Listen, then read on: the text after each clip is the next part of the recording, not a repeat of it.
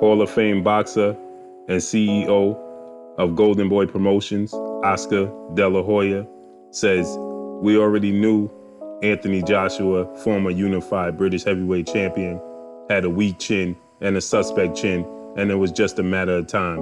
And he's glad Andy Ruiz was the one who did it." Stay tuned, coming up next. Hey, this is Cassie, and you're watching Blue Blood Sports TV. Shout out to Blue Blood Sports TV. You're watching Blue Blood Sports TV. Shout outs to Blue Blood Sports TV.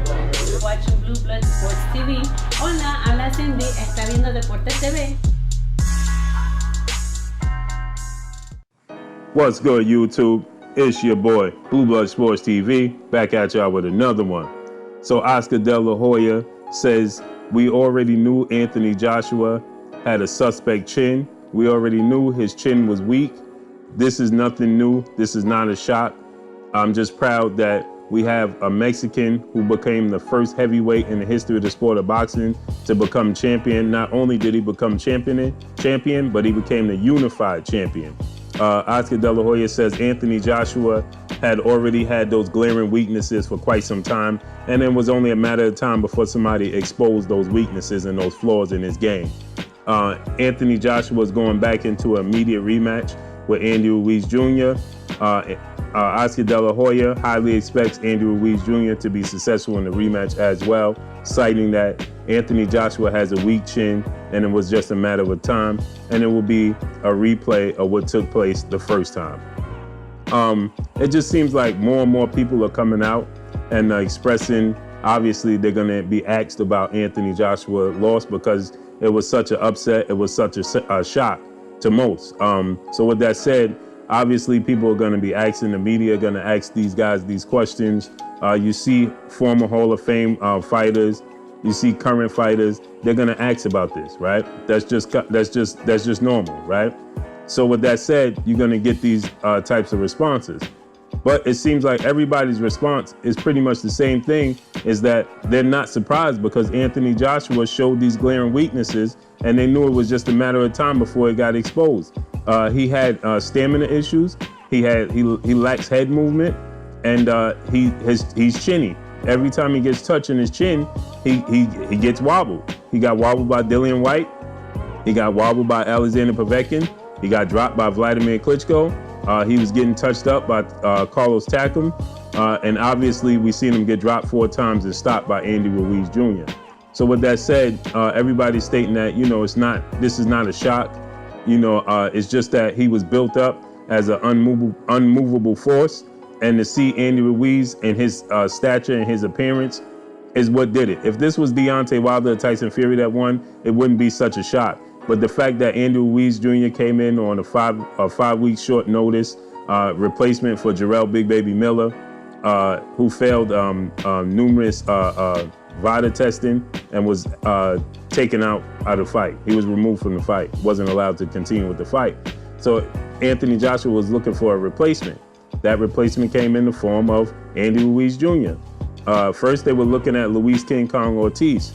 And if Andy Ruiz was able to do this, I would highly expect Luis King Kong Ortiz to do so as well. With that said, we see that a lot of people are vocal about the things that they seen, the flaws. It's like a lot of people were holding it in. They didn't really want to be express it. They didn't want to be too vocal about it, his flaws, because he was winning. And when you're winning, listen, it really doesn't matter what flaws you have, right? We understand that it's just a matter of time. So when you're a former boxer, a trainer, a boxing pundit, any of the above, you're gonna notice the flaws that a boxer have, and until they get exposed in a way where he's not successful, nobody really says anything. You understand?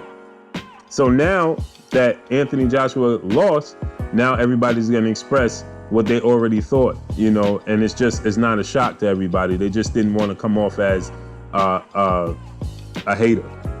They didn't want to discredit him. They didn't want to come off as, not liking the guy. So they just keep it to themselves. But the fact that it came out against a guy who was an underdog, a huge underdog, I think he was 11-1 underdog or something like that. Somebody told me it was 20-1, whatever it was, right? He was a huge underdog. So with that said, you know, a lot of people are coming forth and expressing their feelings about Anthony Joshua and what adjustments he needs to make in his career going forward. And the mere fact that most people don't have the confidence that he will make the adjustments because he's staying loyal to his current trainer, Rob McCracken, and people feel like he need a change. And they don't believe that he's going to change his workout regimen, his training regimen, his approach to the sport of boxing. A lot of people feel like he lifts too many weights, which contributes to the fact that he has stamina issues. So, you know, people are coming, they're going to come forward and they're going to state the obvious. You know, people have been saying this. I myself have been saying he lacks head movement. He's very stiff. He has stamina issues. It's nothing new. I didn't reinvent the wheel by saying that. Everybody knew. When you watch him fight, it was glaring, it was obvious, it jumped right out at you, right? He was fatigued against Carlos Takam. He was fatigued against Vladimir Klitschko. He got touched up but versus Dillian White, you know, so it's nothing new. My thing is this, is Anthony Joshua gonna use this as motivation?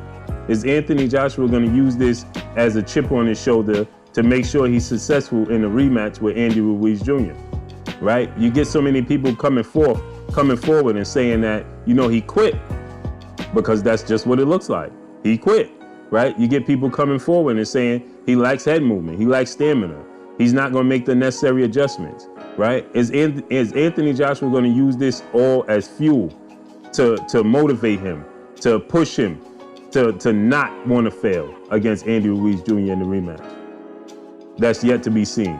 But that's all I got for y'all. Oscar De La Hoya says Anthony Joshua is chinny, always had a weak chin, and it's not a surprise. It was just a matter of time.